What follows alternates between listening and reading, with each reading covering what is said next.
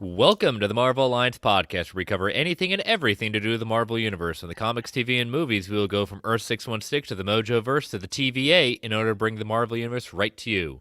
I'm the man without fear, Chris. I'm your friendly neighborhood Brent. I'm Travis. Alliance Assemble. I forgot all about that. Volume 197. Travis, how many times have you been on this show that you forget it? Too many times, At Chris. this point, Too I will be many disappointed when you don't forget about it. You gotta be prepared for this show. So you do your background work. I rewatched all the episodes of What If. I just forgot. I totally blew it before we even started. Well, the man, that'll be his new nickname. The man who blew it, Travis. Perfect. Well, welcome, Travis. I know being this is animation at that point, we as always, you do have a standing open invitation to come on the show, but especially with animation, you definitely are there. And now that you're back at home from your holiday travels, I'm glad you could make it. I'm excited. I wish I could have joined you guys talk about the earlier episodes, but I do think we have some fun ones to talk about here tonight. Yeah. Yep, exactly. Sorry for the delay. We got chasing a scroll that we probably should have just started the episode to. I wish we had recorded it. That's all I'm saying. Probably. It was actually on topic, too. It wasn't just some randomness at that point. But, maybe we might pull an audible and talk about it later tonight in a post-credits. You never We'll see know. what happens. We'll see what happens. We'll pull an audible. I don't hate that idea. I don't hate that idea either, but, both topics do need to be discussed. So, all right. So, how's everyone week's been? Back at work after break. After break. So, when you have 2 weeks after break and you have to go back to work, and then life stuff happens, and 2 of those days you have to come home early, and the third day you're not going in at all, it's been a week. I'm ready to talk some Marvel. Let's just put it that way. Yeah. You win, Brent. I'm not trying to win. Not this one. I'm not saying it's Marvel. But I'm technically back at work. It's since my school I'm at it's last year on year round. So I mean everyone else in the county is back with kids. I'm not back with kids. We just have staff back, so they come back the next Monday. So I'm working in a weird kind of place. So it's different. It is what it is at that point, but getting back in the swing of things, I think we all have a hard time adjusting after a couple of weeks off. So, but yes, we do have Marvel to talk about. We are talking about everything closing out What If Season 2, but before we get into all of that, first, Happy New Year. Happy New Year, everyone. Happy New Year. But let us talk about these lovely network plugs. We are part of the Geek Ultimate Alliance Network with 7 shows covering the wide range of geek and nerdom. To see the full schedule, check out the show notes below and subscribe to the Geek Ultimate Alliance Network on Twitter at GUAPod Network so when all the shows drop. We also have a Patreon, so if you want to throw a couple of shekels our way, we've got 2 tiers. We've got our $1 tiers, our tip jar to say, hey, you think we're doing a good job? And then we've got our $5 tier with ad-free episodes, early access episodes, and Patreon-exclusive shows, including our show. We can watch this all day, the Marvel Alliance Infinity Saga MCU Rewatch. All 24 episodes are now up for the patrons. And we dropped Spider-Man Far From Home on Christmas Day. DC Alliance, what's next up for you with your DC through the years? Well, we're still recovering Catwoman from too? Catwoman. That was pretty tough. Constantine is on deck for us, Chris. That'll be recorded, I think, tomorrow or Sunday. I'm not sure. Mm-hmm. And that'll be the next one. I think we have a couple good ones coming up. So it's the Catwoman one. I can't even begin to first time I ever watched the full film, and will never you be. You thought again. it was a cinematic classic. I understand. The words cannot escape your mouth. I mean, the patrons know. The patrons know. He watched it exactly while Martin Scorsese intended, on his phone in his bathtub. So I just cried the entire time. I know, it was that beautiful. Like that, yeah. But so we got that coming up for the patrons. We got a lot of content out there, so we want to thank you all for being a part of our Patreon. We can't do this without your support, but if you're not a member, go to www.patreon.com/GUA Network to join our Patreon. And last but certainly not least, we want to thank our official sponsor, OrganicPriceBooks.com, for your omnibus hardcover collected edition needs. JP and the crew at OPB have got it going on with excellent customer service, immaculate packaging, ships around the world. I know Brent wants to talk about this one in particular right here. I was just eyeing those 2 Mystic books in there. Yes, I really yes, right there. We've got that as the standard edition cover every for time. Mystic. Yes. Cross-gen. He loves it. I love me some cross. I mean, one of my all-time favorite titles is cross-gen. So. I mean, Brent might have actually considered It's breaking not his Mystic, no physical I media. did. I strongly like I was close to ordering that Sigil Omnibus. It's still available. Obviously. I know.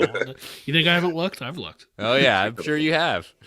Well, if you're like Brent and considering this or any of these lovely Marvel Collected Editions here for this final order cutoff to ensure your pre-order, use that code MarvelGUA at checkout to get $2 off every single order. It lets them know you are a listener, and we want to thank them for being our official sponsor. All right. So, gentlemen, we have the last 4 episodes of What If Season 2, 6 through 9. But before that, I know, Travis, you're going to probably go into more thoughts on the Animation Nation regarding this, but what are your kind of quick, high-level thoughts on the first half of the season that you've seen? I enjoyed it. There was a couple okay episodes, but honestly, once we got to the 4th episode where Tony and the Grand Master, I think that's where the season started to get running for me, and it just continued after that with the next couple. I enjoyed the Happy Hogan Christmas one. I thought it was a fun thing that I'll watch every Christmas time. Just another Christmas classic like that. I'm trying to think of the other ones here. The Peter Quill episode, I did enjoy the whole Hope basically being nice to him and turning him against Ego. That was pretty cool as well. I think the best were the back half, though, the ones that we're going to talk about here today. I'm laughing at the chat. Andrew said, "What if Brent bought this physical media?" For the record, I've got, I don't know, like 22 long boxes of comics. I want that on the record. I haven't bought any in a long time. Captain Carter was probably Captain Carter was probably the best one of the 5. Captain Carter was good. Yeah, for me.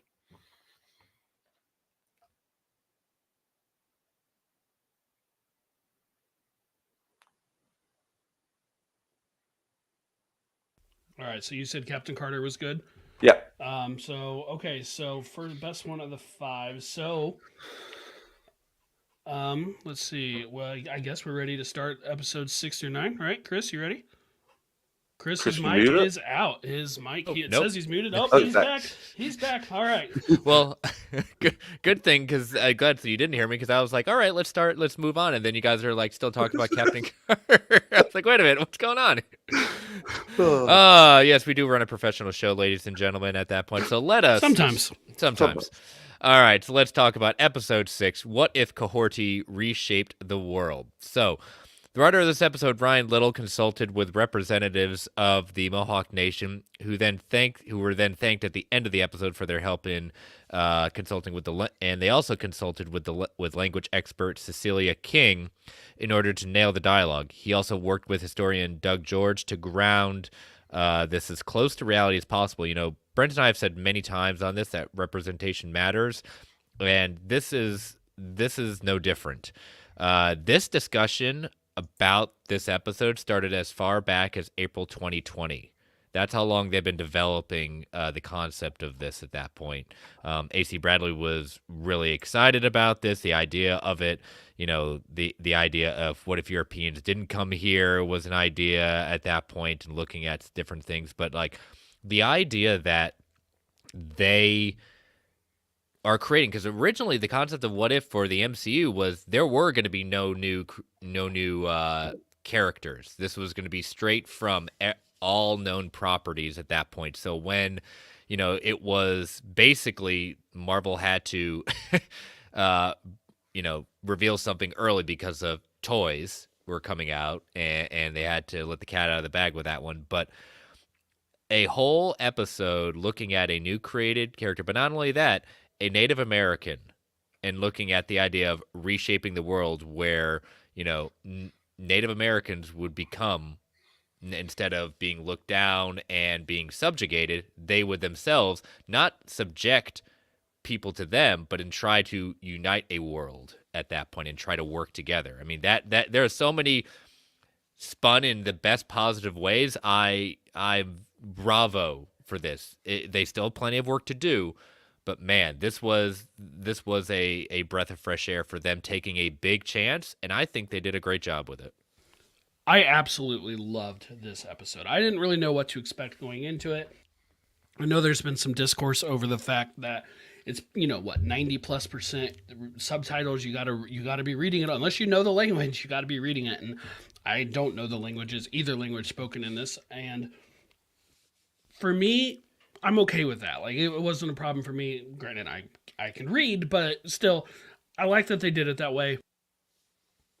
In general, the fact that they introduced a new character and a new Marvel Studios driven superhero, and I know people want to bring up Agents of Shield, and I'm just gonna say technically those were Marvel Entertainment characters, but for like Marvel Studios to bring up a new character for sure, like I thought they did an absolutely banger of a job. The character was great. The visuals were incredible. I love the blue effects around not just Coyote, but all of her tribe, her nation, as those who had gotten the powers from the Tesseract. And I love the way it ended. And you know what? It kind of ended in a way where I was like, oh, okay, so Strange Supreme is coming to recruit her.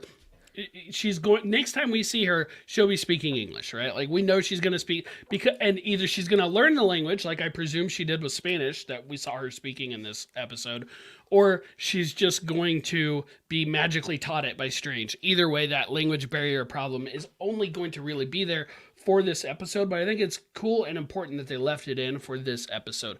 I'm not opposed to them someday putting up a a dubbed track of it, but in general, I like that they did this for now. Love the episode, was blown away by it. I'm right there with both of you guys. This was a fantastic episode. I thought the animation for What If really lent itself to this kind of episode. I'm loving the new character. I thought they nailed that. Also, like what Brent said with the blue, with the power to Tesseract, I thought all that played out really well. And the subtitles that worked for me. I found that made the animation, the emotion from the animation, physical, actually seeing and like using your emotions. I thought all that played here.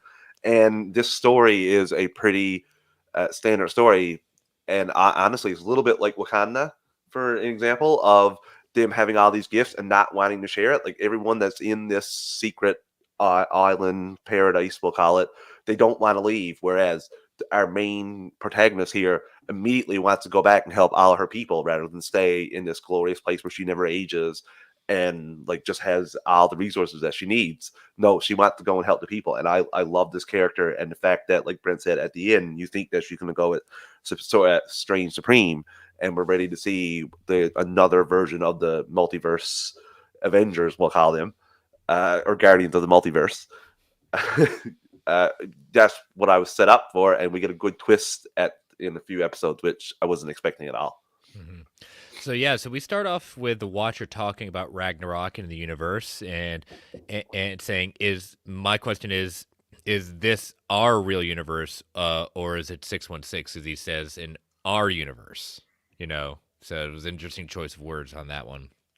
It happened centuries prior, Ragnarok, and the Tesseract was hidden in Tonsberg, Norway. And unlike in this universe, it happened even earlier, and Odin used the Tesseract to block Surtur, who is again voiced in this episode, one line, still by Clancy Brown, and which caused the Tesseract to hurtle towards Earth in upstate New York, which was originally known as I'm going to do my best pronouncing this, the Haudenosaunee Confederacy, which is made up of the Mohawks, Oneidas, Onondagas, Cayugas, and the Senecas. And so we open back to someone picking corn in Native American culture, which represents the sustenance of life, as it's brought clear the thoughts, as it also is brought clearer thoughts and unlocks new knowledge. So again, like, the Tesseract in this case was going to be. So cohort, it is pronounced cohorty, is having Wata, who's the male member, younger male member of the tribe, chase her, and she stumbles across an old battlefield. And the tribal leaders have said not to go there since the land was cursed because the people there were not properly buried. Cohorty is a real Wolf Clan name that means that she stirs the forest, or is someone who motivates those around her, aka someone who serves as a leader for her people. You couldn't have picked a better name. Yeah, Perfect absolutely. perfect for what we get in a little bit here.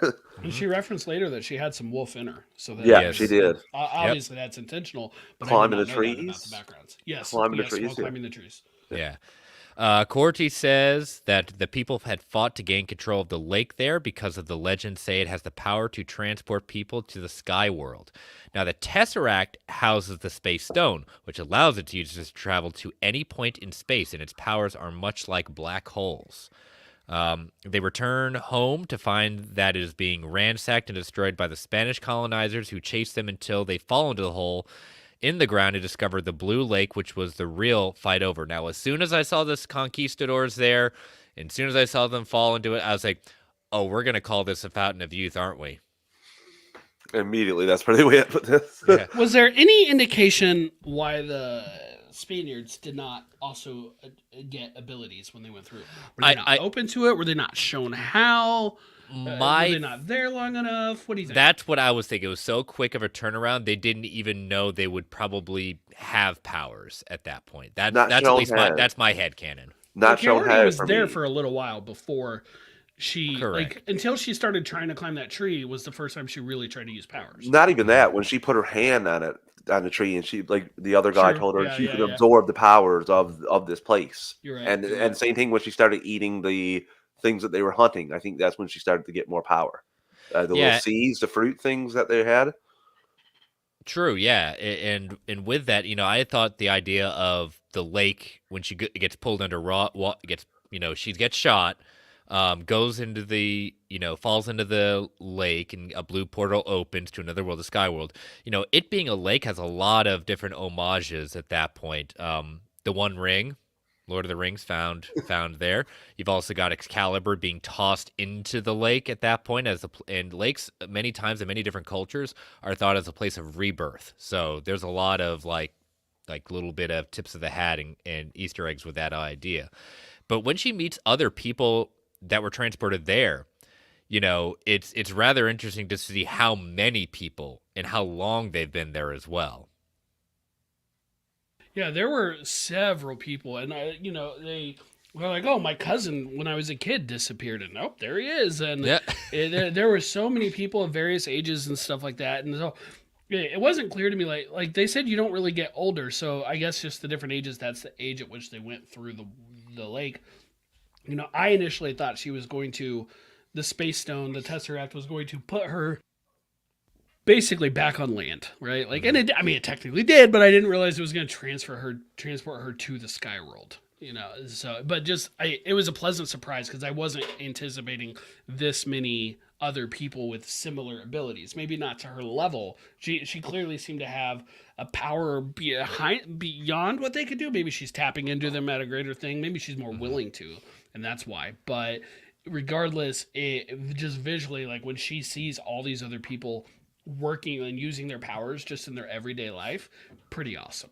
Yeah, she's home. She's found a place, and I do like that they have been there a while because obviously everything overgrown where her and her sister ran and fell through, so it had to be there for a little bit of time for that to have taken place.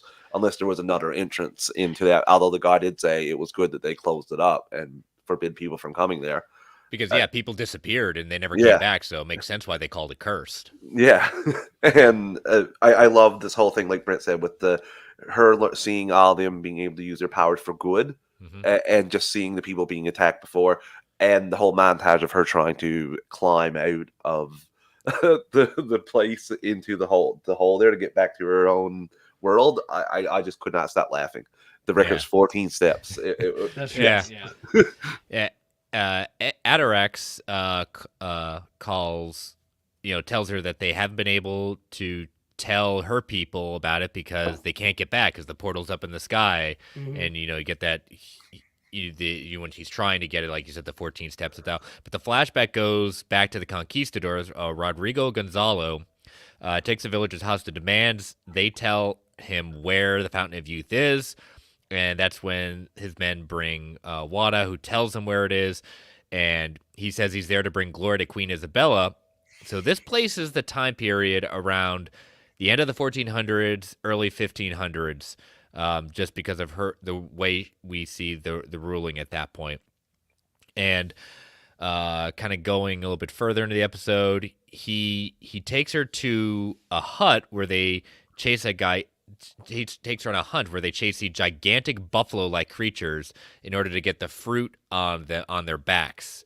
So it's kind of like a rite of passage and things. He tells her, no one's successful the first time, and she warns her not to leap in front of them at that point, probably not to get trampled. However, she does run ahead of the herd and gets in front of them, and when she gets scared, instead of being trampled, she ends up inadvertently using her ability to lift the beast over, pluck a whole bunch of fruit off of it, and becomes kind of like the hero of the tribe at that point. Yeah, which visually was just an incredible scene. Watching whatever that beast was flip over her, just awesome. And then they upped it. They upped it with her spoils, her victory, and just everything. Oh, we've got 2, you've got 4, you've got 12. Wow, 12, great. She's got like 50 or whatever it was. Yeah, it was perfect. So Cohorty's very happy and seems very happy being there. It feels like she's found it. It starts to kind of almost look like she's forgetting exactly to get back home. Back on Earth, we see the soldiers get to the lake. They get pulled in, and as you said, Brent, they arrive. They don't really know that they just in a different place. They haven't really thought about having powers. And so at the party that's going on, or the celebration, we see the soldier. Cohorty sees the soldiers, and right as she sees them, they fire, and using the power, she's able to block the bullets at that point. Very much like a similar mutant level person had done, in the multiverse at that point. Yeah, definitely thought of that. Also thought of a certain Matrix character. Won't lie. But, yeah, there's that too. Both of those came to mind. Yeah, so she captures them with her powers and says that she must return home, and asks them to join her, but Atarax says no, they're not going to do. And she actually uses her powers to move the portal down to where she can get through it. And, she says she's going to go because it's the right thing to do. And they've lost their way because they refuse to do the right thing. So the soldiers are, they're with Rodrigo taking the Mohawk people to the ships, most likely to enslave. Now, the history books will say that Queen Isabella insisted that the Native Americans be counted as her vassals and potential Christians, and it was against using them as slaves. However, let me put a pause on that. She's not necessarily she's against enslaving them, but that means she would force them to be subjects, which is against their will, which is basically enslaving them in a different way. So Queen Isabella, not necessarily the just because she's against slavery, she's enslaving them in a different way. So Cohorty arrives, stops them with her powers, and she's able to stop a bunch of bullets, but then it proves that the cannonball is a little too much for her. But at that moment where she thinks she's going to be taken down, the people from they portal in, and yep. And they save the day, taking down the ships, taking down everything at that point. A lot of X-Men First Class vibes I got out of this scene. Same, Chris. Same. Yeah, I could see that. Yeah. So we cut back to Spain, where Queen Isabella is told that her forces and ships have been failed and destroyed, and to give up on the New World, which she refused to accept. And suddenly, Cohorty and the Sky People arrive through the portal, and she shows them the powers and makes the Queen float, destroys her throne, and says she doesn't want war. She wants to work together and broker a peace with everyone so that they could coexist and ensure both people's health. Then we hear the voice, the soothing voice of Mr. Benedict Cumberbatch as Supreme Strange, and mocking her, saying, "Peace forever." We'll see if that lasts. He introduces himself to her and says he has been searching for her for a long time. He can now travel through time in the multiverse. And he's in the past, and he can create multiversal portals like America Chavez. I like how that's just, we never get an explanation of, like that's never been something that he's been able to do unless there's been something going on that we haven't been told at this point, which I'll be honest, we never get an answer of how he can travel the multiverse. I thought at the very least the Watcher would say something about it. during one of his various narrations, but no, Yeah. we didn't get anything. Pure headcanon, but he obviously was close to the Watcher. He didn't have a world to go back to. He didn't have a universe to go back to at the end of season 1. I assume it's something he picked up from wherever the Watcher sent him. Whatever world or domain or dimension he was sent is something he picked up there. Yeah. Assume. I don't know. So yeah, They don't tell us. Yeah, no, they don't. And so we, at this point, we already, when we seeing the only trailer we looked at of the show, we saw, Cordy in different scenes that we didn't see for this one. So we knew probably she was going to be in the final episode. She will be.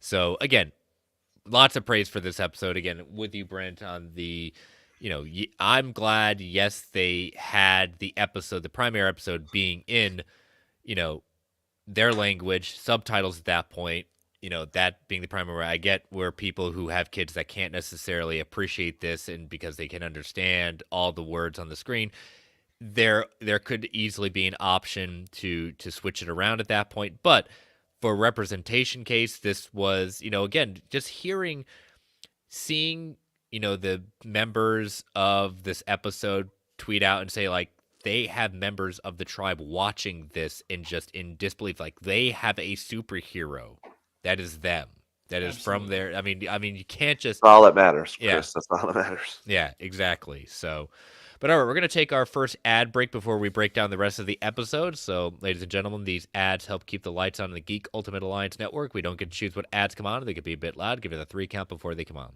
3, 2, 1. We'll be right back. And we are back. All right, episode 7. What if Hela found the 10 rings? So this is a crossover between Thor Ragnarok, and Shang-Chi.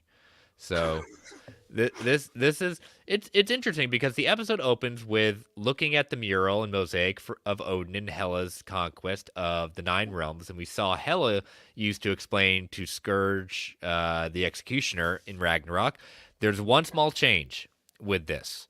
The small change is the halo around Hela's head in this one versus the one in Ragnarok, possibly hinting at the end of this episode, because that halo is not on her in Ragnarok. No, and it's very, very different the way they do it. But I just, you said it. It's like a match of the Thor movie, Thor Ragnarok, and Shang-Chi and Legend of the Ten Rings.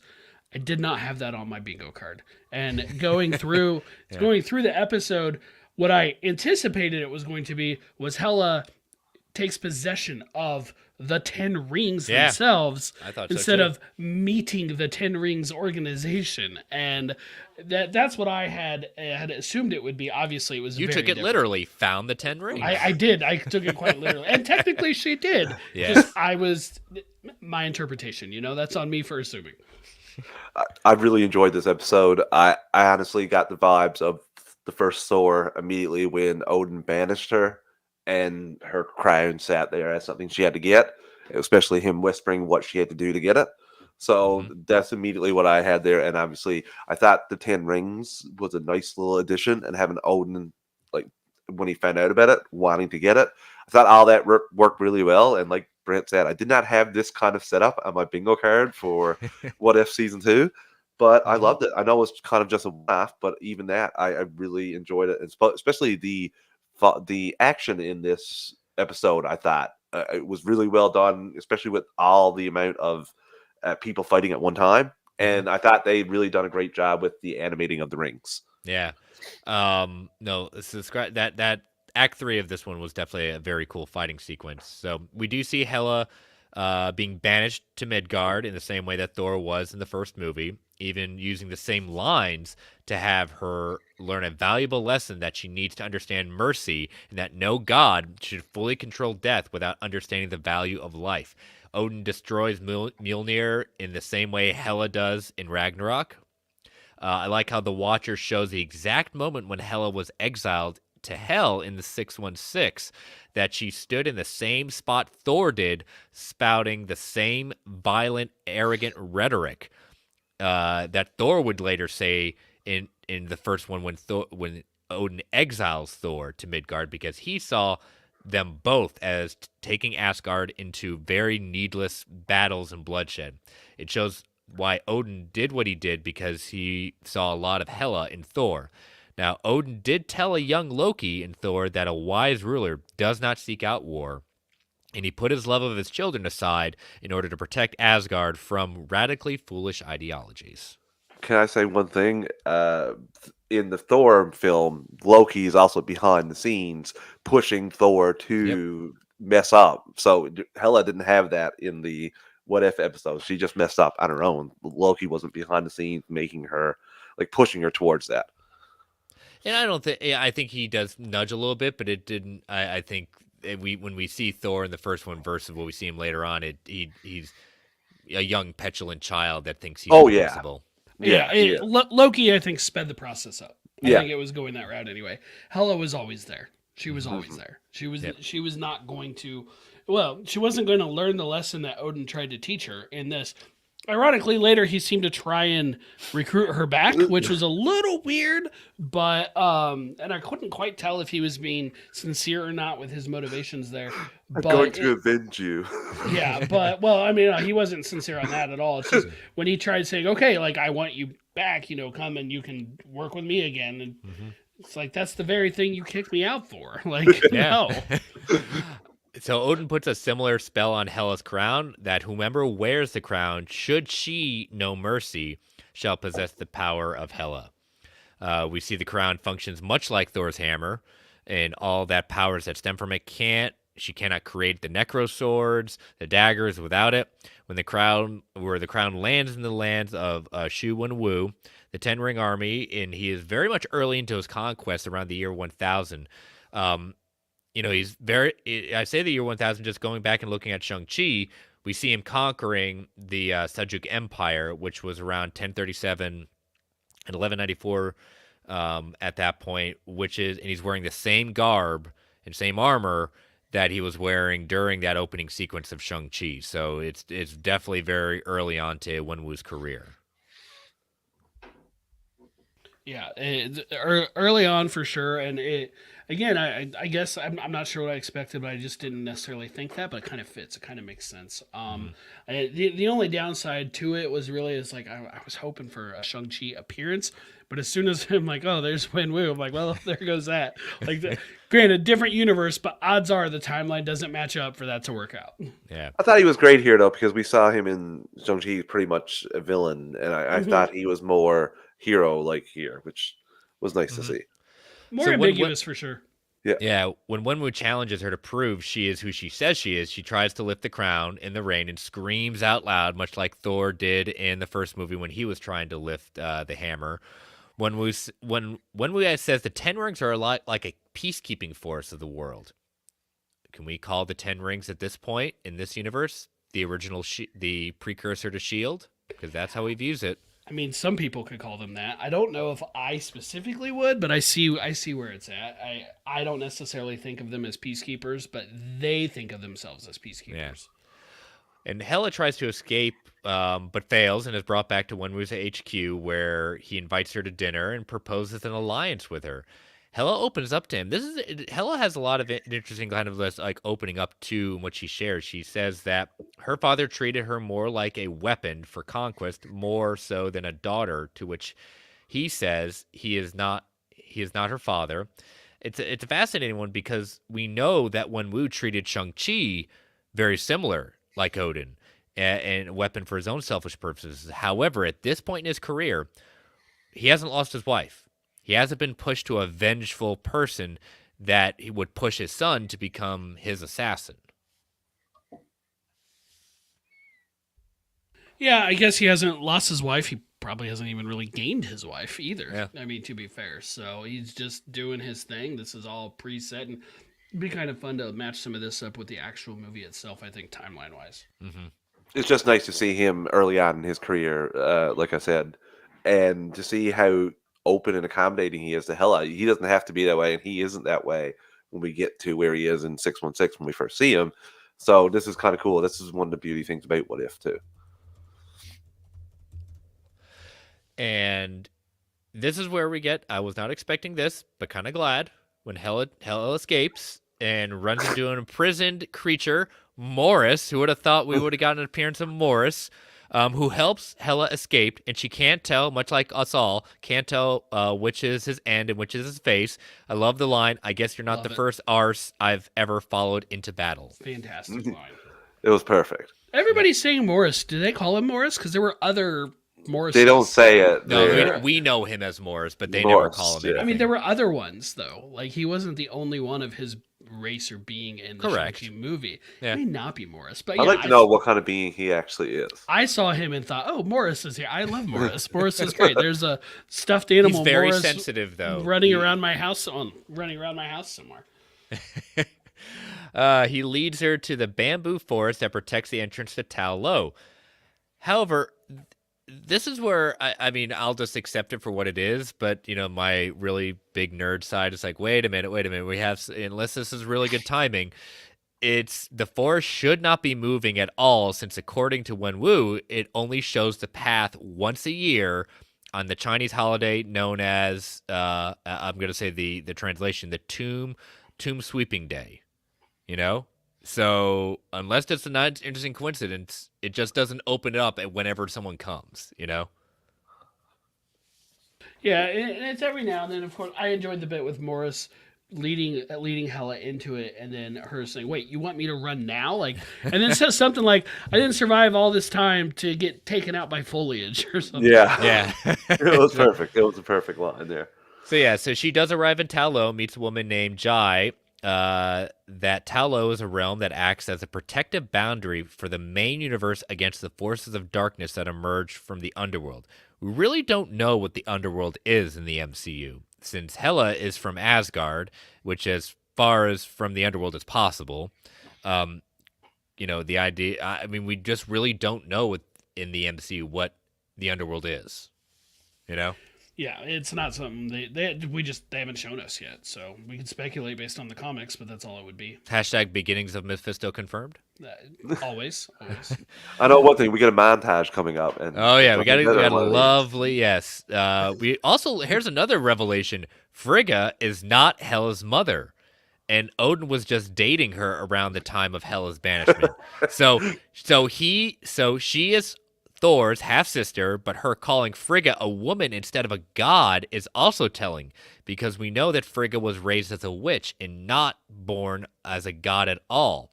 We see in the Party Thor episode where she's leaving Asgard to visit her witch sisters in another realm, possibly Midgard. So could Thor be half-human?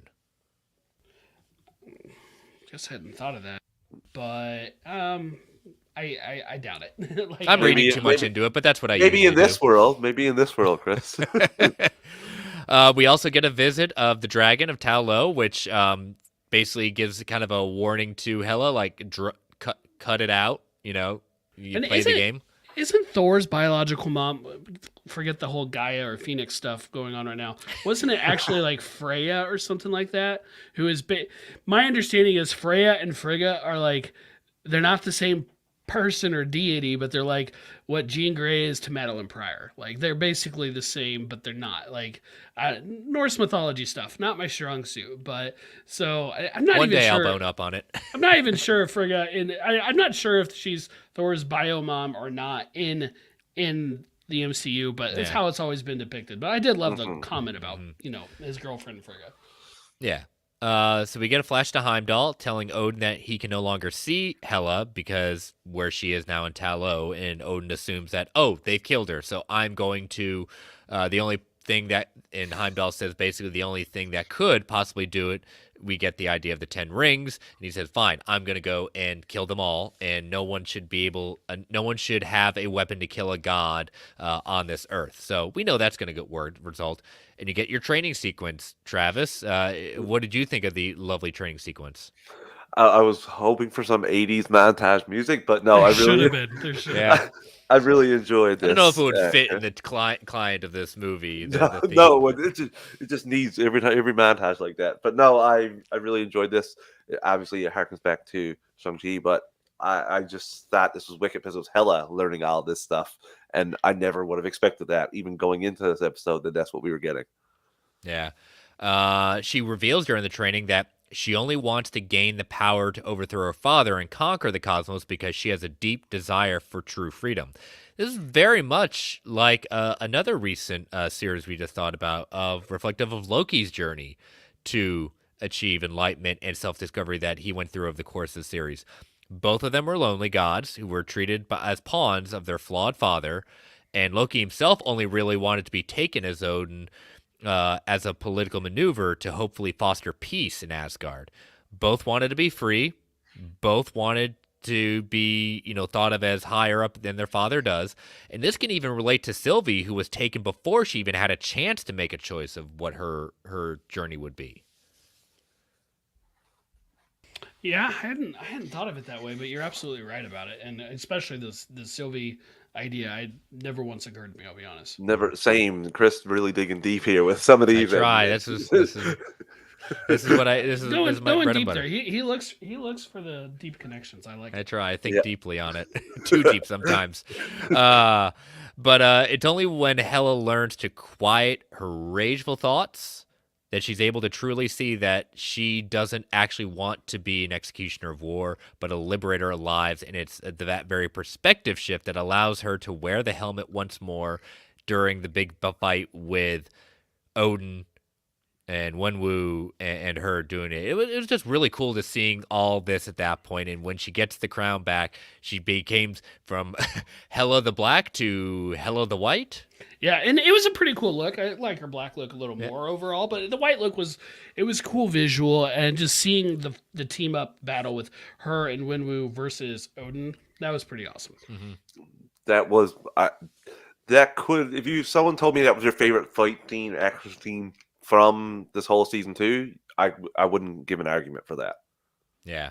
But we do see at the end, Odin does relent, and Hela takes over and unites with Wenwu's 10 rings to bring freedom to the cosmos, and the episode ends with them appearing over Gamora's homeworld as Thanos is about to wipe out half of life and adopt her. And we just assume at that point they're going to take Thanos down.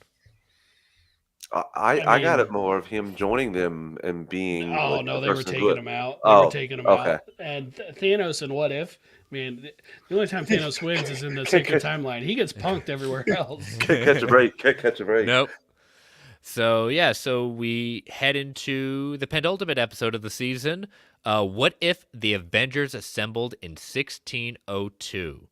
So this episode is very heavily inspired by the miniseries by Neil Gaiman called 1602 that showed strange weather patterns happening across the planet, which made many believe that the apocalypse had started.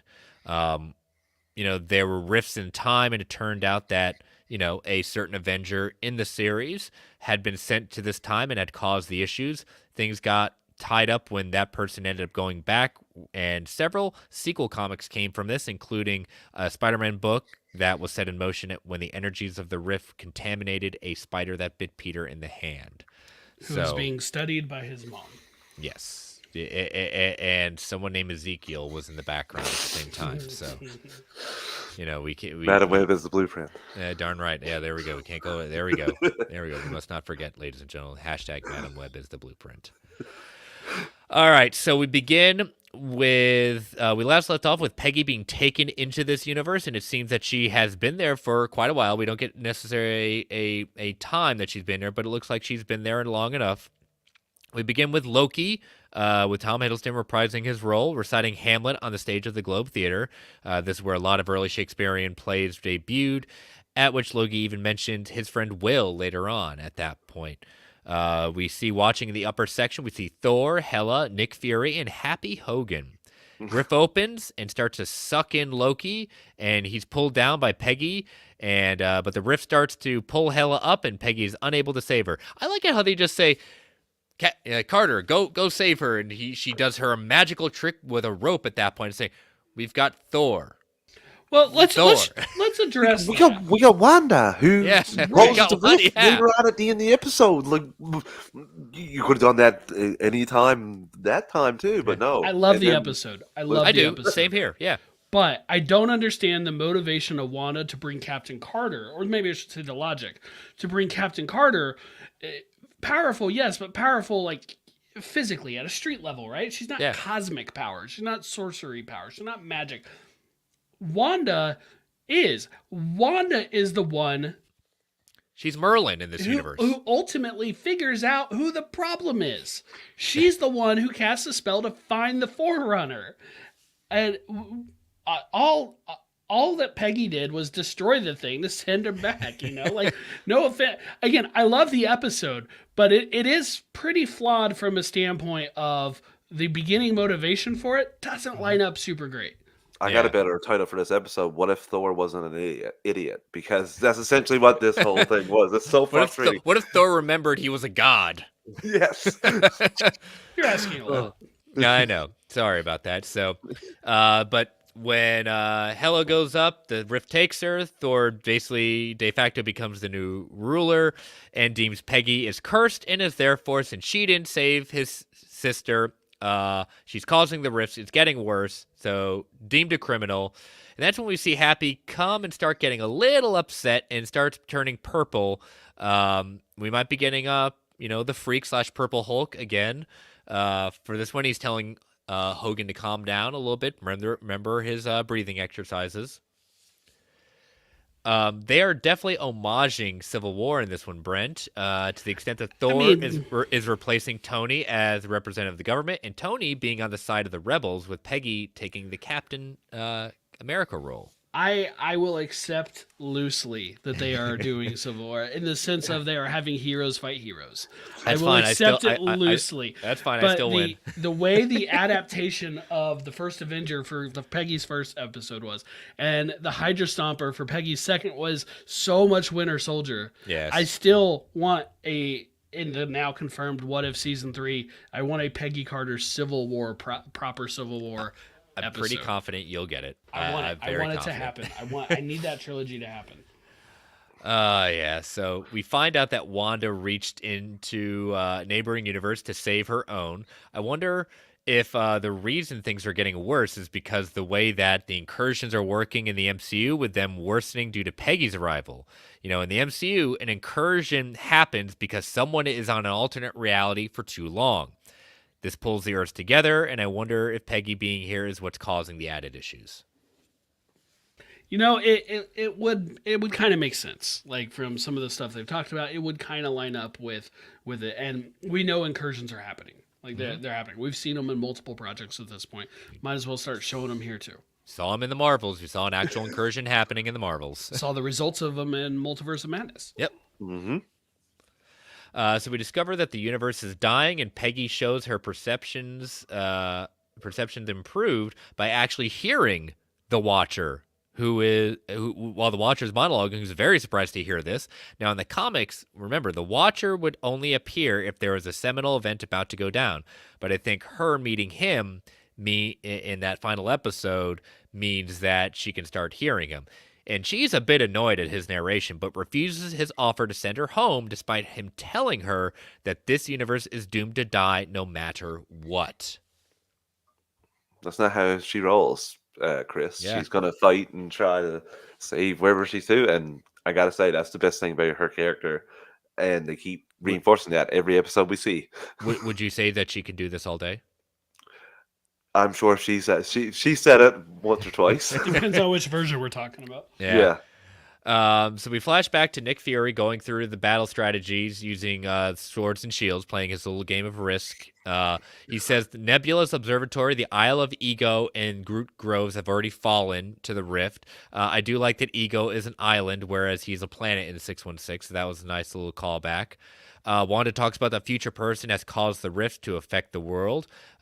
Overhearing this, we see Nick playing both sides. We see now Nick is really playing both sides as he quietly instructs Peggy to that is her mission, and to find whoever this person is.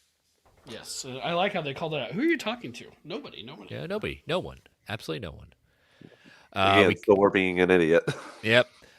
We cut to the bar where we meet this universe's Tony Stark, and we can see a Mark I armor and mask in the barn. We see Obadiah's mask is being used later on Bruce Banner, with him playing the Man in the Iron Mask later, so a lot of callbacks to that. Tony and Peggy examine the skull, which was lifted close to the rift.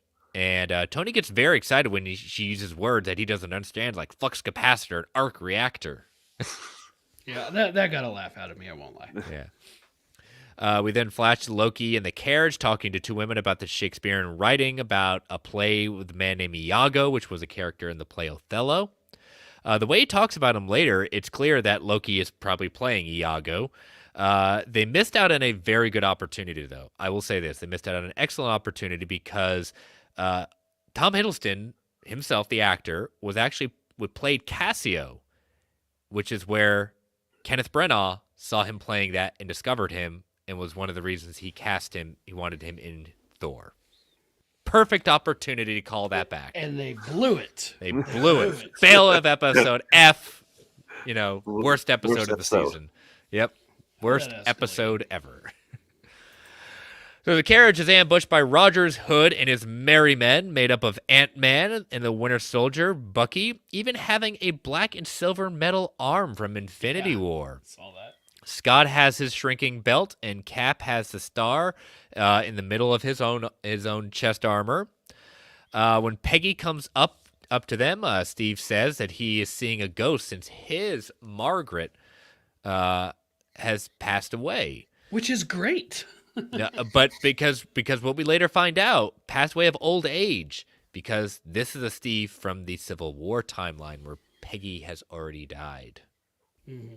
So it's not it's not Margaret from 1602. This is a Margaret from his universe. Right. And Infinity War timeline, not Civil War timeline.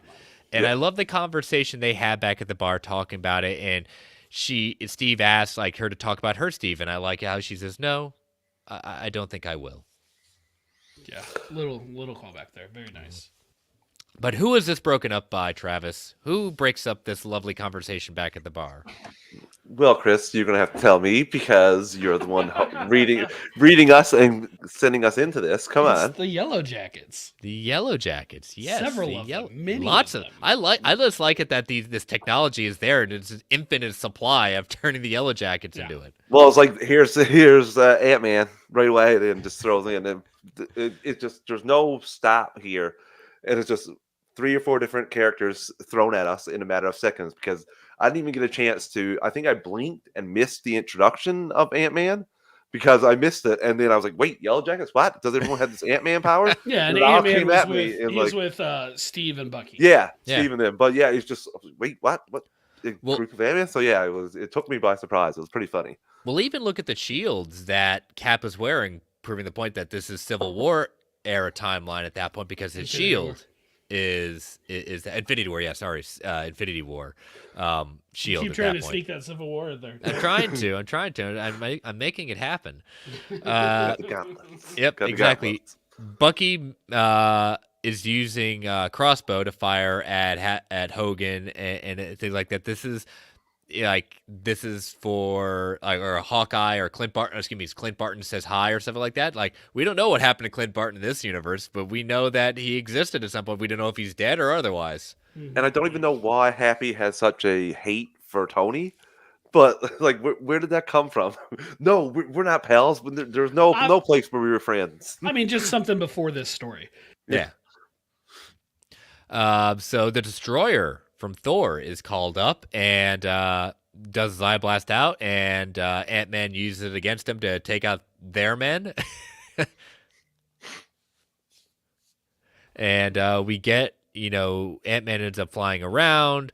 Peggy is able to get the drop on it, holds back the blast of the shield, but then during that time, Peggy is surrounded and the men are captured.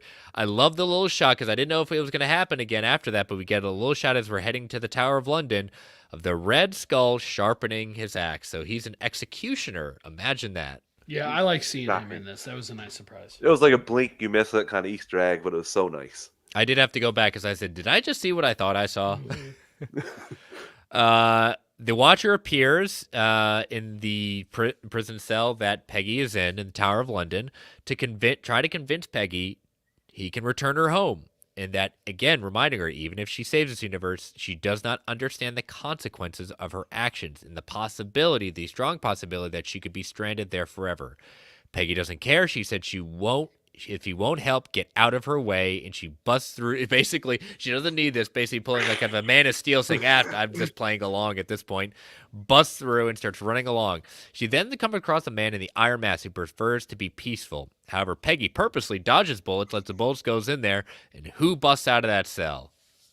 Hulk smash. Did any part of you think that was going to be Doom? I saw some people No. saying they thought it was Doom. No. I never once considered Doom. I mean, for starters, when you hear his voice, it's pretty obvious. We're not going to have But Doctor Doom introduced in What If. that's sorry. what I thought. But I was like, well, maybe I'm not. I don't know. Like, a ton of people were asking about it, like talking about it online, various social channels. So I don't know. I thought maybe I missed that's it. fine. They can keep trying to make Doctor Doom happen right now. It's not going to happen yet. Be patient. It's going to happen, just not right now. So back in Tony's lab, we get a nice nod to some of the bat-like wings on the wall, based off of Leonardo da Vinci's, designs at that point. He then shows off his device that has some Iron Man coloring on it, and it looks to be would be looking to identify the Forerunner. And Steve and his merry men with him returning a shield, and they decide to get the scepter for the Time Stone. The Time Stone is now in the scepter. That I found was a nice little change. Yeah, that was a nice difference there that they made. They're kind of playing with where the Infinity Stones are in some of these, and I'm here for that. Well, we get a big time in the next episode with the Infinity Stones. Oh yeah. So then we get into the tower. We get back to the castle. Peggy and Steve are waiting for the signal, and who is the signal? Hulk smash. Hulk signal. No, Hulk signal. No, but it's Signal. just he's smashing. Signal. Yep. It's signal. Oh, I guess that's the signal. And Steve gets happy so mad that he transforms into the Freak, aka Purple Hulk. And Hulk and them start fighting at that point, which is kind of fun. Peggy makes it to Thor and asks her, and he asks for the All-Father, which apparently is a sword given to him by the Prince of Wakanda. Mm-hmm. Lifts it up and says, "All-Father, give me strength." And which he and Peggy fight, and the sword having lightning powers as well. Cap also ends up taking down the Red Skull very quickly. Yeah, and that's no problem at all when Cap does. I mean, it's the Red Skull. It's not going to stand up to Cap. Like, not a problem. But the All-Father, like a thing from Wakanda, I'm like, it's interesting. So Wakanda has a history of like giving weapons out to people. It wasn't the Shield at the time, but what became the Shield to Captain America, Captain Carter, etc., and the All-Father to Thor. I just was like, I wonder who else they're giving weapons out to. Yeah, it's very interesting. I just like the little tip that Wakanda exists here. Well, that's good. So Wanda then reveals herself as also a turncoat, rebels and holds Thor in place, much like in Civil War when she switches sides. Again, making Civil War happen, Brent. It's a thing. You keep trying. I think I've got enough here. This provides Peggy with a gauntlet, and like they're able to take the Time Stone, put it into the machine. The machine then creates a kind of an Iron Man like gauntlet, wields the Time Stone, and unleashes the energy to reveal who is the Forerunner. Brent. Well, it's Steve Rogers himself. He hit the. We referenced that he's from the Infinity War era of the MCU, and I'm not gonna lie, for just a moment, just a moment, the thought crossed my mind: is this going to be the Steve returning the stones from the sacred timeline? Just a moment, and then they showed him punching the stone or hitting the stone with the shield, I guess I should say, and bouncing back. And I'm like, nope, it's a different timeline. Obviously, very similar, but it's a different one. When you texted me that idea, I said, yes, I'm glad I'm not the only one who at least had that thought too. And I did see a couple other people mention it. Not nearly as many people who thought Doctor Doom was the man in the Iron Mask, but I did see a couple other people bring the idea up as well. Bring it up all they want. It's not happening yet. So in the end, it's another instance where Steve and Peggy cannot be together because the realities are tearing themselves apart. Steve tells Peggy that she has to send him back, even though she doesn't want to lose him again. He says he is sure there is some reality where they both get to have that last dance. It's somewhere, and we know that it did happen. There is at least one where it happened. We do. And so she's at the bar. Reality is saved. and someone portals in, and it's Supreme Strange, and he tells her that he have a story to tell her. Everything up to Infinity War was the same, so these figures wouldn't have been born back in time, you know? Exactly. So, all right, so now let's take our probably our final ad break before we get into the last episode of this. What if Supreme Strange did intervene? So, as you know, listeners, these ads help keep the lights on in the Geek Ultimate Alliance network. We don't get to choose what ads come on, and they could be a bit loud, so give it that 3 count before they come on. 3, 2, 1. We'll be right back. And we are back. All right. Episode 9, What If Strange Supreme Intervened? This was an episode I was really, really, really, really looking forward to. And I will say this. I kind of hinted towards it at the beginning. Upon watching this episode, at the end of it, I was not happy. However, I will point out where I thought I was not happy, and then rewatching it with a new perspective in mind, it actually rose up quite a bit. But we'll get there. This is when I was very unhappy with it first. So sure. And just to throw the other side of that, it's like there's a couple questions or whatever, but in general, I had a really fun time with this episode. Yeah, I second time I got my head back on straight and saw a new view of it. So the title sequence with the Marvel fanfare has now been fully realized in the What If style sequence. So it still starts off. Yeah, so I've spent some time looking over this, and this is what I caught with it. So it starts off the same with the comic book sequence that we see. Then we see Sicarian Iron Man swapped for Iron Man. The pages of the script have now changed too, with Banner's lines being swapped to Happy Hogan the Freak lines. Black Panther is swapped with the Star-Lord variant of T'Challa, and Goliath for Ant-Man. You have an additional quote from the 80s Avengers in which he says, "Go bigger or go home." Black Widow is switched out with Cohorty. Red Guardian is there instead of Peter Quill. Now he's not actually popped up properly in the season, but we'll get to that at the end of the show. So Strange Supreme is now there instead of Thor, with Captain Carter replacing Steve Rogers. We also get a script line from her first episode replacing Steve, saying, "I could do this all day." The shield throw is done by Peggy now. Then we see clips from the episodes with the encompassing of both seasons so far.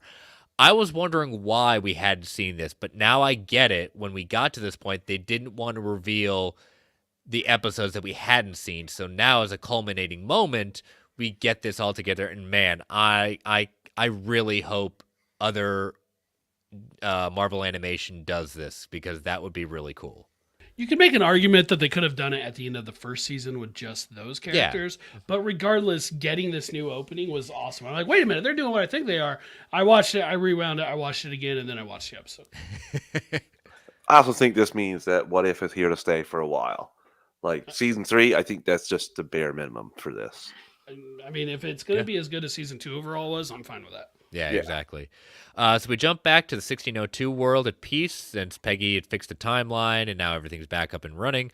The peace is ruined with the arrival of Strange Supreme, with us also seeing clips from Peggy's episode. This tells her entire backstory and how she's a woman that's now out of time. Now, I'm guessing they did this because people think these episodes can be standalone, so they wanted to make sure everyone was up to speed if they just happened just to bypass some episodes and didn't understand everything. Yeah, it's like the thing that, I mean, it gets attributed to Stan Lee, but I don't know if it was really him. It's like every issue is somebody's first. It's kind of like that. Yeah. Strange then brings up Shakespeare, who also got referenced during the last episode. He changes the drink to single malt, and this is something Peggy shared with Steve back during World War II.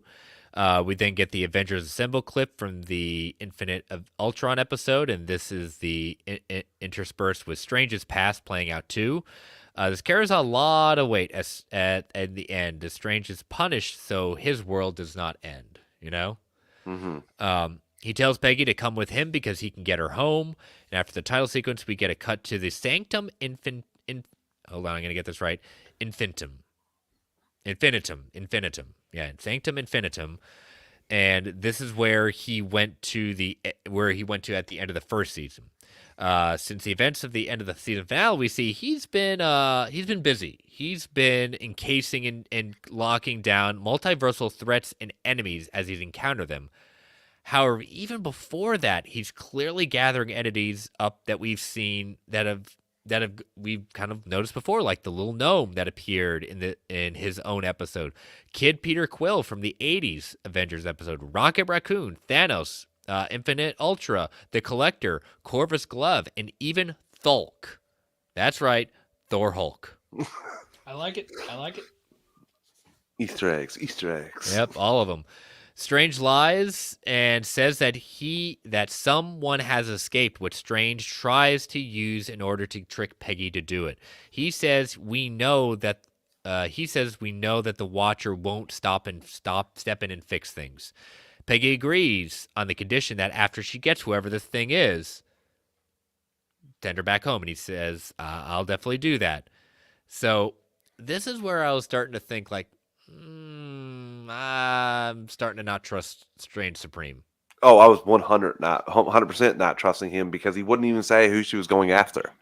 He was like, "You'll know when you see." At first, I thought, is it like an evil version of Captain Carter? That's what I thought first for a second. Very cagey. He was talking about Mephisto. Let's just be honest. Right.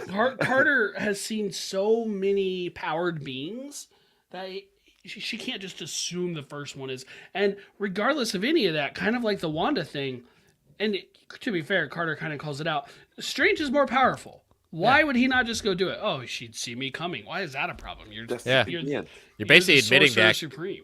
That what we end up finding out is Cohorty is more powerful than you. Yeah. Right. Can handle it. Yeah. So, we see, Mount Rushmore with the Red Skull's head on it. And from what we hear from the Watcher in this particular universe, that the explosives used during Project Rebirth killed Peggy and Steve, and it went off. And so when it went off, so thus Hydra unleashed the Tesseract's powers, and in the end, they won World War II by basically causing it has left the world to nuclear fallout because of the use of the Tesseract. Peggy berates the Watcher for not intervening but as Strange. But in the end, maybe he's right not to mess with the multiverse, anyways. Mm-hmm. Absolutely. From here, we see Cohorty racing around and attacking Peggy, channeling her Quicksilver thing. Like did you not see that coming? And they both fight each other with Peggy throwing her shield and Cohorty catching it, like Bucky did in Winter Soldier. Again, Civil War's happening again. Keep going for it. Oh, excuse me, not Civil War. Winter Soldier. Winter Soldier's happening. Sorry. He's just Civil War on the brain. It's got Civil War on the brain. He does. Cohorty tells Peggy that Strange is lying to her and trying to use her to get his real agenda of trying to get his world back at Christine. This is where I was like, ugh, I'm sorry.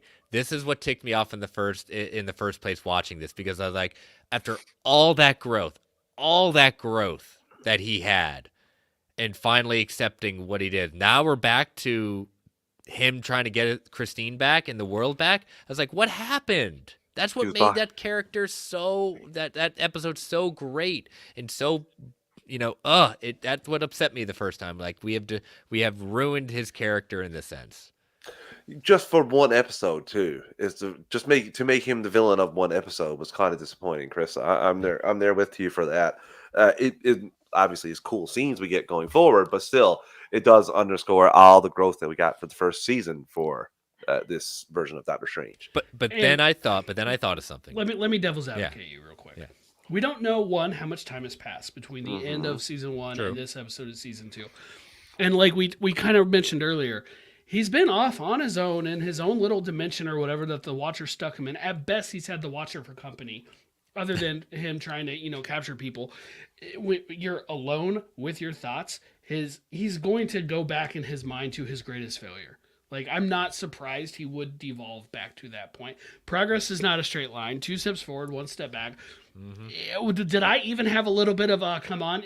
Yeah, part of me did, but I do I don't think it wipes out all the growth that we got from the first episode last season, especially with what we know is inhabiting him at the end of this season, at the end of this episode.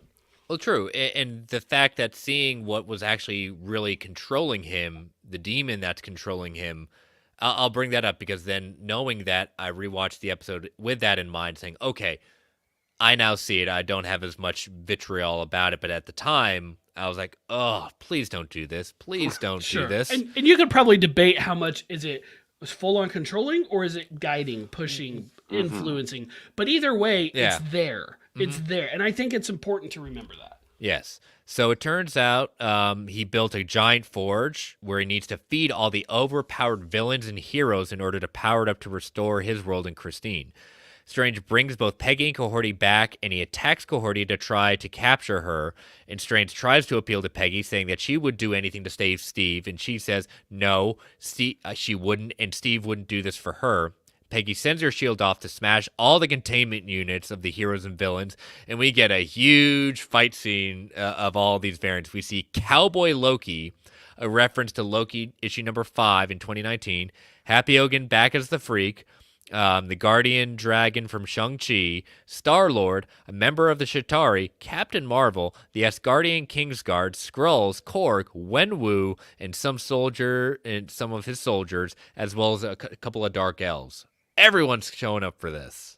It's chaos. This is probably the most difficult time I had keeping up with everything going on the one time. Throughout this whole season, I think this was the most chaos that was here. It's a pause and look around kind of scene. Yeah. Yep. Yeah. So Strange starts to try and capture as many prisoners as he can. Peggy and Cohorty make a break for it, and they're stopped in their tracks by Zombie Wanda and the rest of the Marvel zombies. Then the zombies' eyes turn green, and Hela arrives, controlling them with her death magic. She demands that Peggy and Cohorty kneel, and Cohorty responds, the last woman to demand her to kneel regretted that, and it's a callback to what she did to Queen Isabella. It also reminded me of what Steve says to Loki in the first Avengers movie. Yep, exactly. Surtur makes appearance, again voiced by Clancy Brown, saying, I am Asgard's doom, which distracts Hela, allowing them to race around the corridor. However, at this point, they are grabbed by Thanos, who has all the stones, and when he's about to do something with the stones, he is dusted away by Infinity Killmonger, who tried to grab the power for himself in Season 1, and it looks like he won in the battle between him and Zola. And it shows the difference in the MCU as the Infinity Stones in the comics, they only work in the universe that they're from. And not in the MCU. It doesn't matter. They're going to apparently work anywhere except in the TVA. Well, except for the person that has him on him right now, because this is one of the things I had.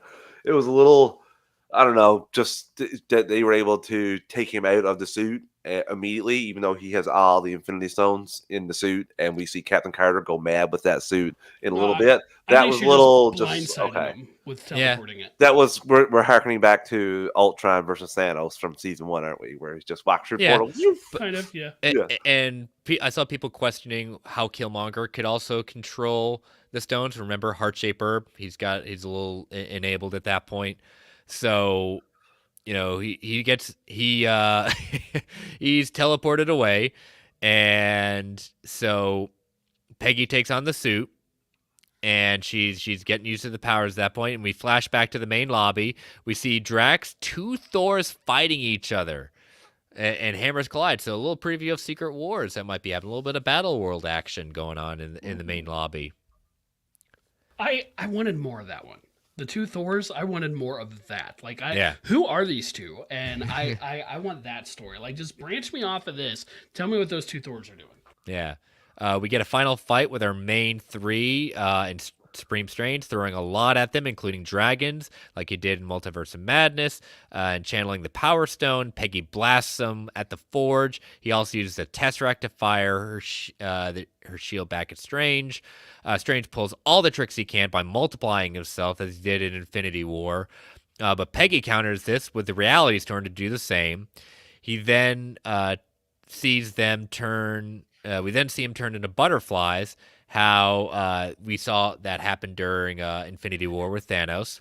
And then Peggy is all of a sudden taken back to the beginning when she's talking with Steve and she's talking with him and saying, she starts like, wait a minute, what just happened? But the illusion wasn't good enough. Why wasn't it good enough? Butterfly.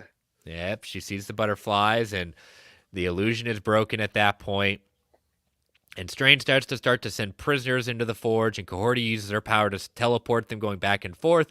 Strange tries to override that, and Peggy uses the time stone. I love Strange says, yeah, I've been using the time stone a lot longer than you have, so I know how to deal with that trick. And then the heroes and villains all throw their weapons at Peggy and Cohorty to use it at that point.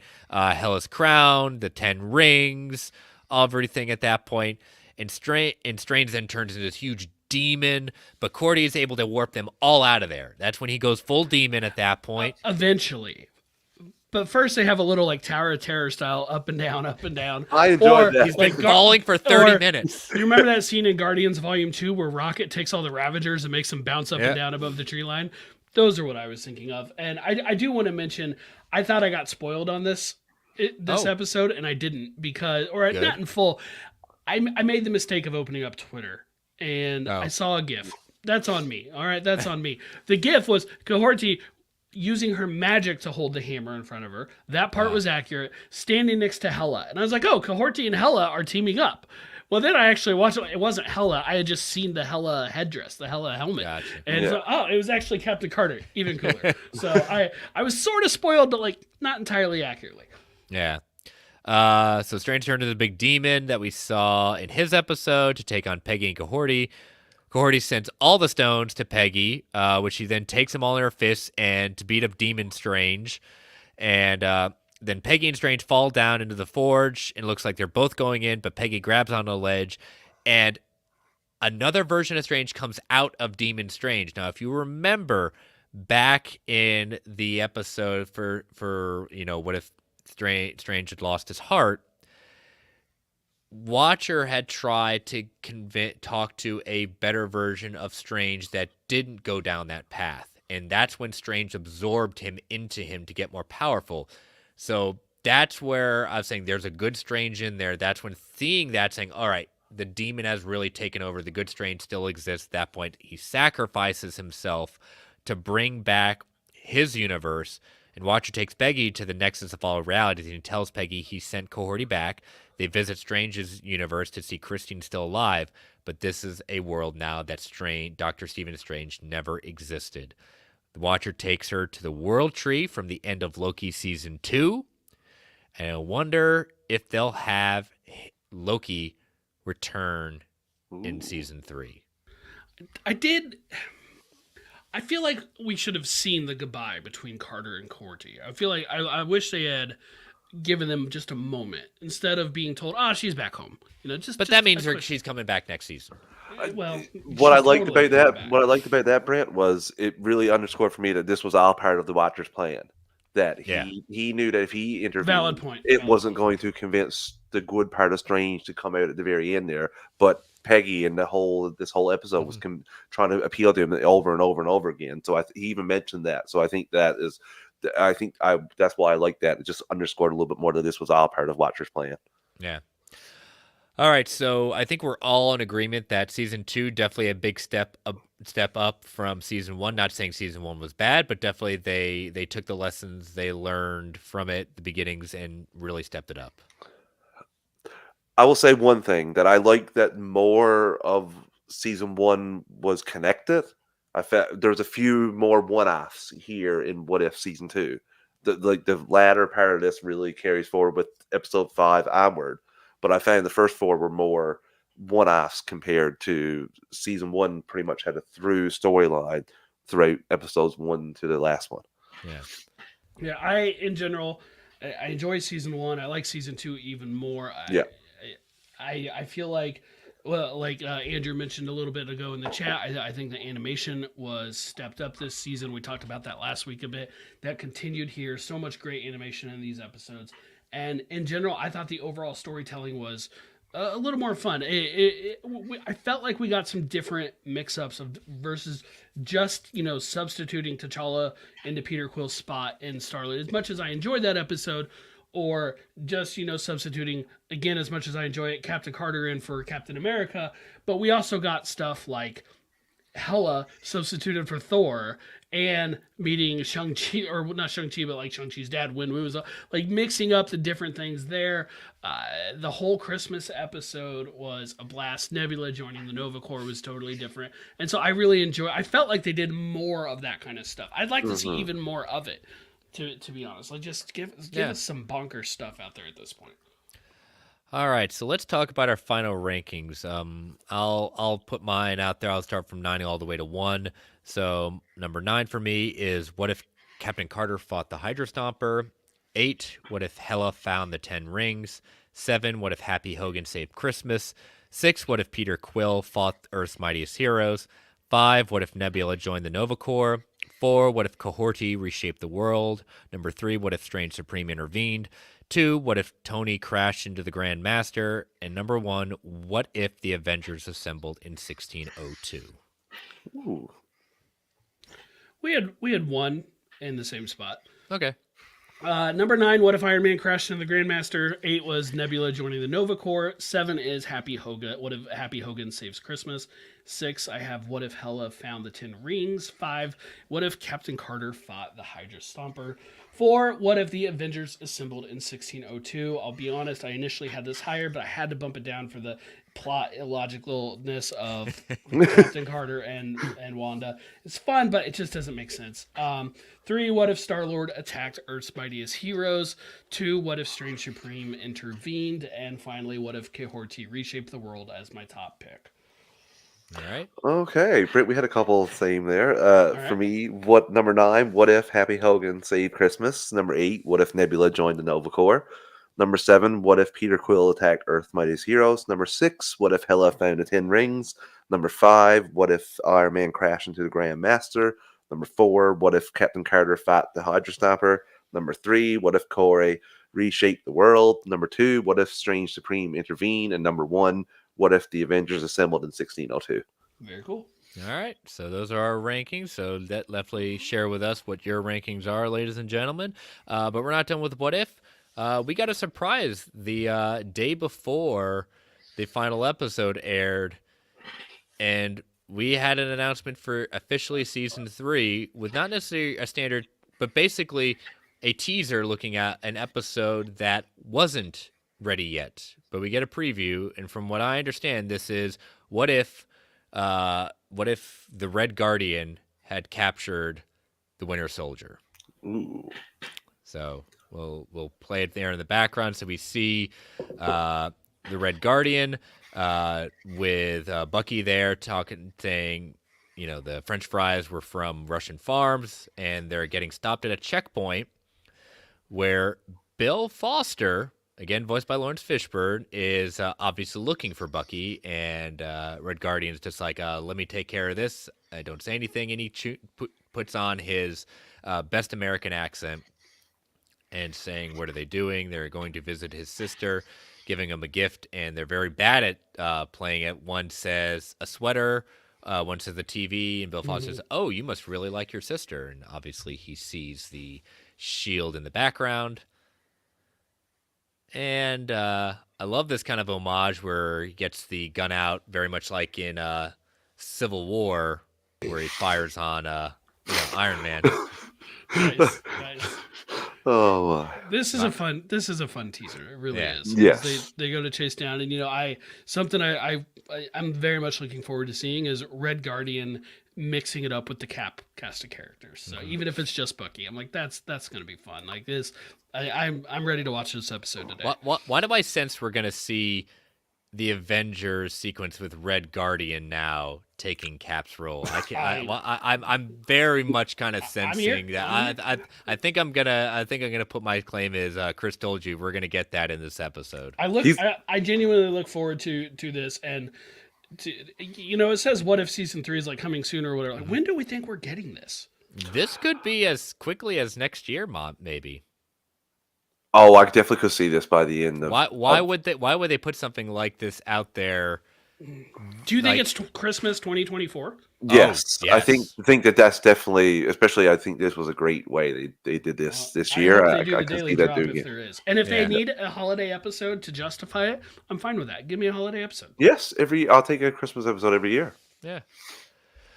So, all right. Well, what if is behind us at this point, gentlemen, and it was a lot of fun, and we next week we've got Echo and doing all at once, so we're gonna get a test of this. Throwback to the Netflix times. Yep. That's Whew, right. Throwback to the Netflix times in several ways. So. Yeah. Yes, so many ways. But Brent and I said we were going to pause Fact or Fiction, but Brent and I have 2 Echo-related Fact or Fictions that we need to Ooh. get out there. Yeah, if we don't do them now, we're never doing them. So. And we'll probably be proven right. And we both, Drop interesting it, enough, drop have it, drop both it, drop both are apparently Daredevil related. So I'll put mine out there first, saying that Fact or Fiction, gentlemen, Daredevil will only be a cameo in Echo for just 1 episode. That we only see Charlie Cox as Daredevil, Matt Murdock, anything. That is it. 1 episode. That's all. Fiction. Okay. I'm saying fiction, and I'm mainly saying that because there was an awful lot of rumors that he would be in 3 episodes. My real guess would be 2. I think we'll see him in 2 episodes. But only one of those might be a significant scene. Go ahead, Travis. I think he's going to be in the suit for 1, and he'll be in another episode. Maybe the first time we see him is just as Matt, or maybe the last time we see him is just as Matt. One of the 2 ways he's going to be in suit and not suit for an episode. What do you think, Chris? I'm saying fact. I think, again, to keep this as a Echo Maya Lopez at much point, I love that we're getting Charlie Cox. 1 episode is all we're getting. And you know what? If that's the case, Fine. no problem. No, because we know we're getting more Kingpin than that, and That's fine because that ties into Echo, though. Absolutely, that's and where it I is. liked Echo's character a lot, so I will happily take Echo and the Kingpin throwing down, and with a little bit of Daredevil sprinkled in, absolutely fine. Just build Kingpin up, A little bit of please. Charlie Cox, all right? A little bit. Please build Kingpin up. Make him All right. like the Thanos of the street. Like All I've right, been Brent, reading. what you got for yours? Okay, you just said the Thanos of the street level. There was side note, there was an interview where they kind of referenced that from Brad Winderbaum. He's been on the press circuit. He He's kind been of dropping referenced tea. that. So you're not entirely. There might be something to that. He didn't flat out say yes, that's what we're doing, but he implied it. And great, you know how I feel about that. Oh yeah. All right, mine. Echo will have a post-credit scene that leads into Daredevil. We may not even know if it's accurate or not until Daredevil starts. Like, that is feasible. Daredevil doesn't have to be in it for it to lead into Daredevil. you Echo said will have a you're- post-credit scene that leads into Daredevil.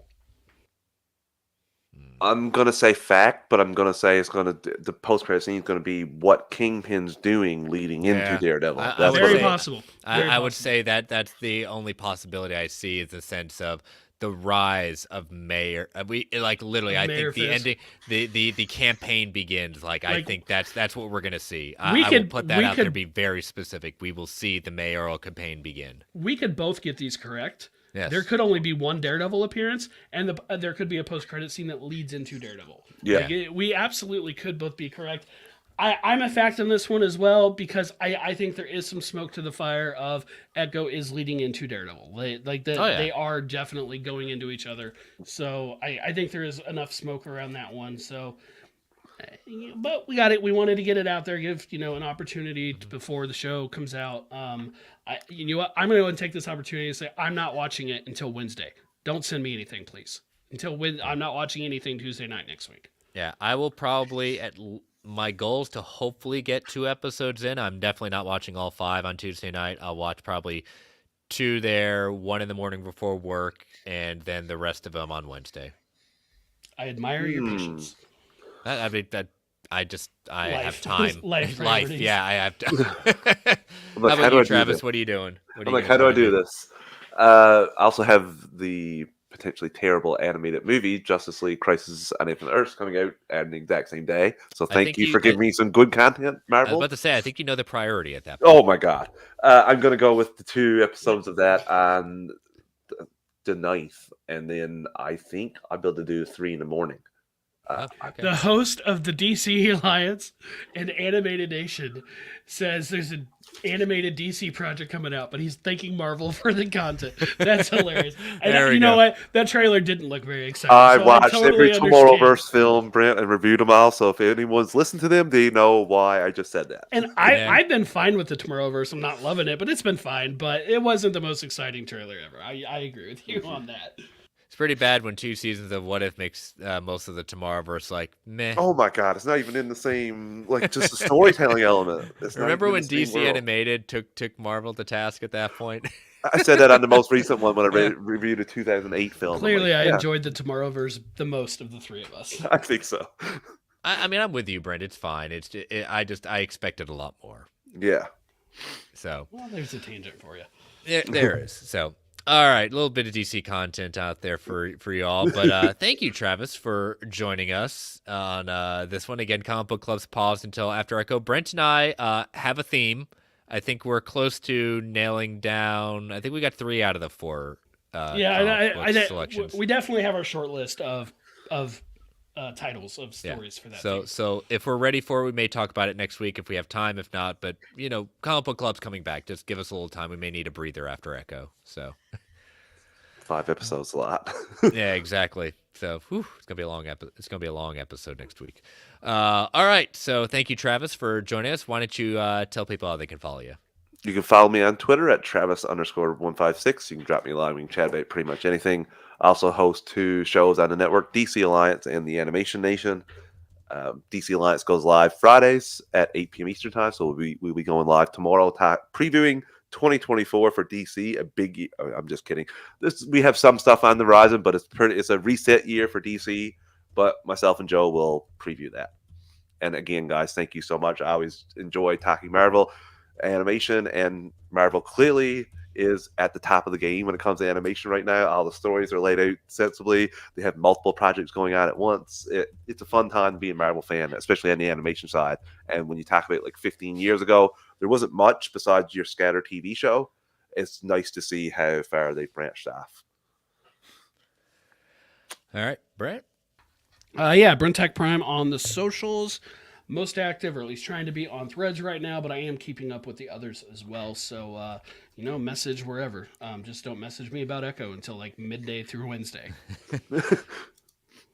Brent's got some time off ahead. Just ask me if I've watched it, and then I'll tell you, and you can message me all you want. I have time off that day. It's purely coincidental. I assure you. It is. I'm getting total flashbacks here of like, Brent, can I ask you a question about Daredevil season 2? Have you watched it yet? That's fine. I respect it and like it when people do that. Yeah. Exactly. So I want to thank our sponsor, OrganicPriceBooks.com. Use that code MarvelGUA at checkout to get $2 off every single order. You can follow me on all the socials, for the most part, at Chris Balga. You can follow this show on Twitter at Marvel A Podcast. You can email the show at marvelalliancepodcast@gmail.com. You can follow the Geek Ultimate Alliance Network on Twitter at GUA Pod Network.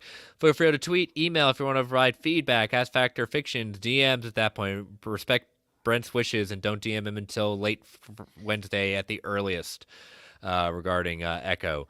And continue to rate and review this Marvel Alliance on Apple Podcasts, Spotify, Amazon Music, wherever you get your podcasts. We greatly appreciate it.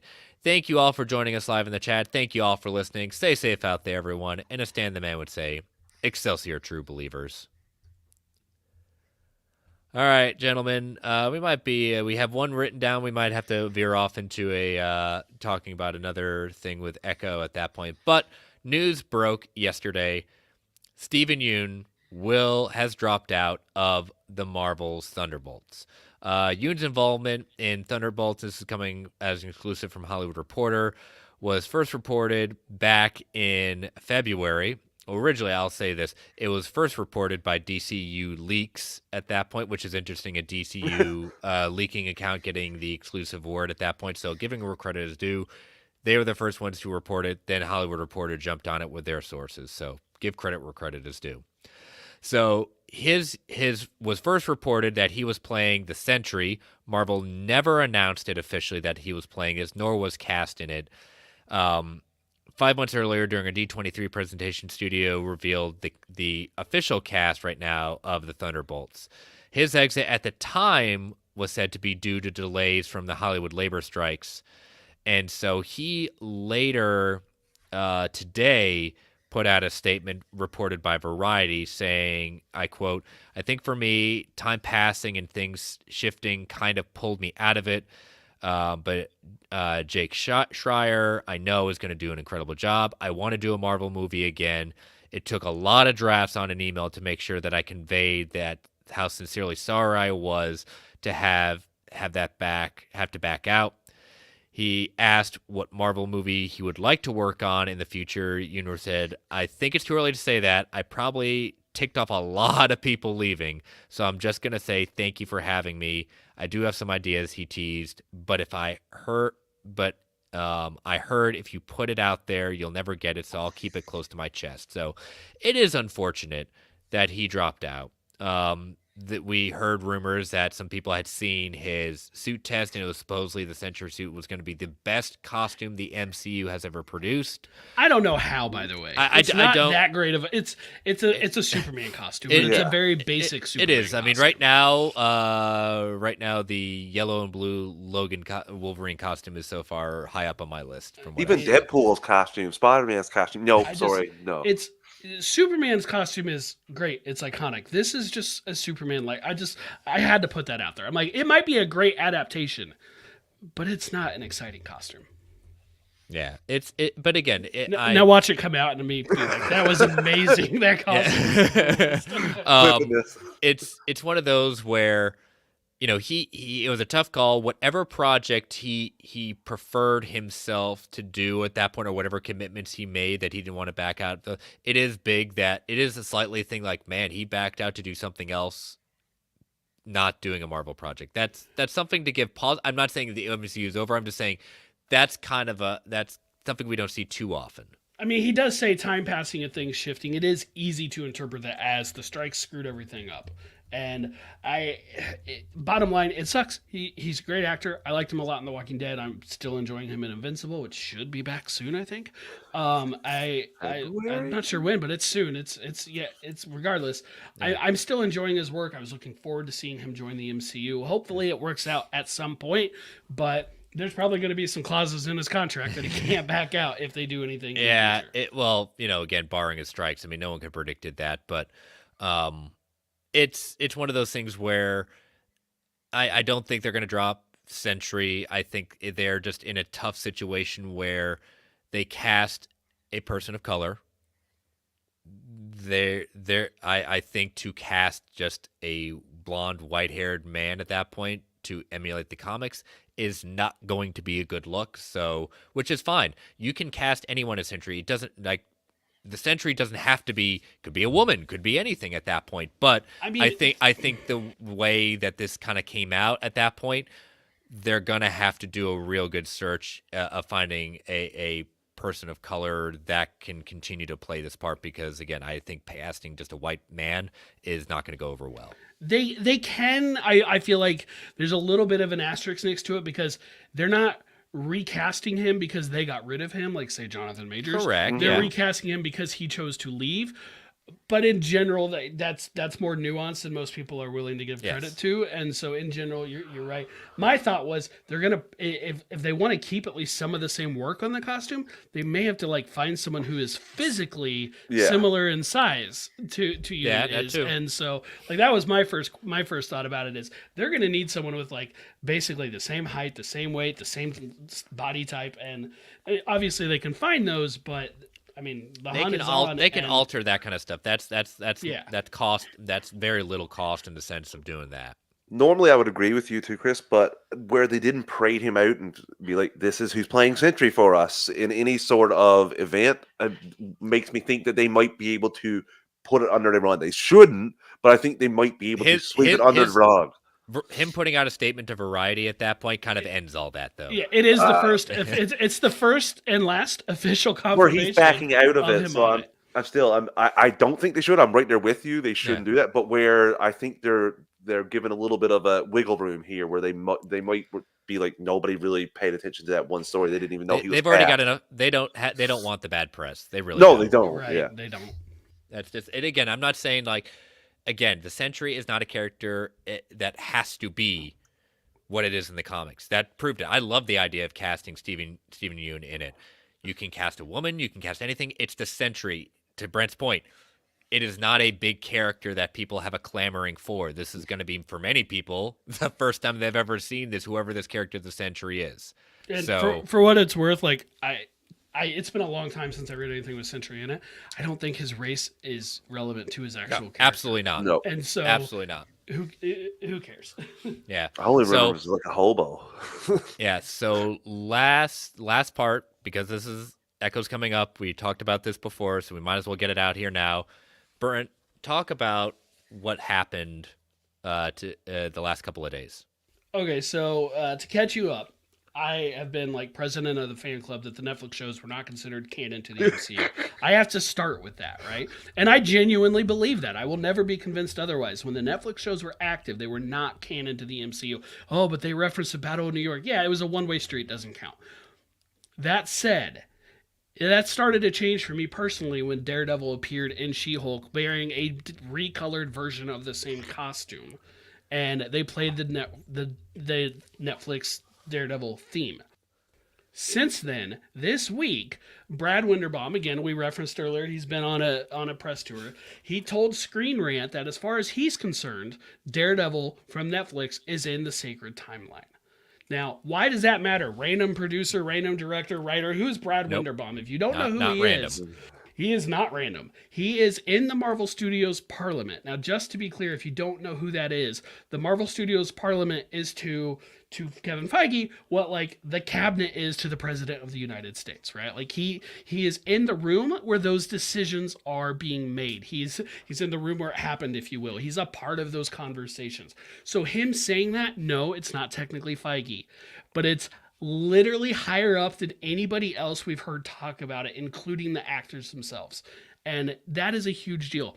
And then just today, I saw DC Outlaw post on Threads a YouTube clip or YouTube promo for Echo showing scenes and clips of the Daredevil Netflix show, and up in the corner, Daredevil, all episodes on Disney Plus, and then clips from Hawkeye of Echo. Again, in the corner, all episodes on Disney Plus, and then clips from the new Echo show, streaming on whatever the date is, June 9th. They're canon. Like, at this point, I don't even know why there's still a debate. Like, if this doesn't make them canon, like they flat out lied to us, it's canon. Like this would be like saying we're gonna make this movie and then they never make that movie. It would be that level of lying to us, right? Like, it's like what some people think is happening with Armor Wars. It's they're canon. They just You are. mean the fake movie? The fake movie, allegedly, yeah. And I'm not on that train, for the record. I don't understand. Like, if you believe they've been canon the whole time, fine. I'm willing to go back and debate it back then. It doesn't matter. You ultimately win anyway. You ultimately win. I'm thrilled because you know how much I love the MCU. You know how much unless this is your first episode of the show, if it is, welcome. But if it's not, you know how much I love Daredevil. He's my second favorite Marvel character. The show is pretty much, it is my favorite Marvel television show. Them canonizing it had me thinking today when I was at work this morning, do I need to do some re-ranking here? Like, how's this going to work? like it just had me because it's up there. I'm telling you now, it's up there. But it's canon. So you guys, what do you think?